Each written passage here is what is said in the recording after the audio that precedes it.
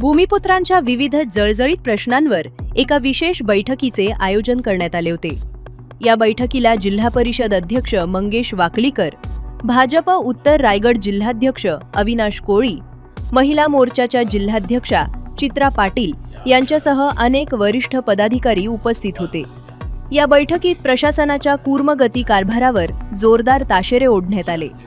प्रशासनानं नागरिकांच्या प्रश्नांकडे संवेदनशीलतेनं पाहून तातडीनं निर्णय घ्यावेत अशी आग्रही मागणी यावेळी करण्यात आली।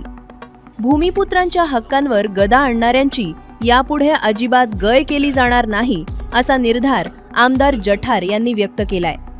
विशेष म्हणजे स्थानिकांच्या प्रश्नांचा सातत्यानं पाठपुरावा करण्यासाठी आता दर महिन्याला आढावा बैठक घेतली जाणार असून प्रशासनानं काय कारवाई केली याची माहिती थेट जनतेसमोर जाहीर केली जाईल। आमदार प्रमोद जठार यांच्या या म्हैस आणि काठीच्या विधानामुळे आता राजकीय आणि प्रशासकीय वर्तुळात मोठी खळबळ उडालीये।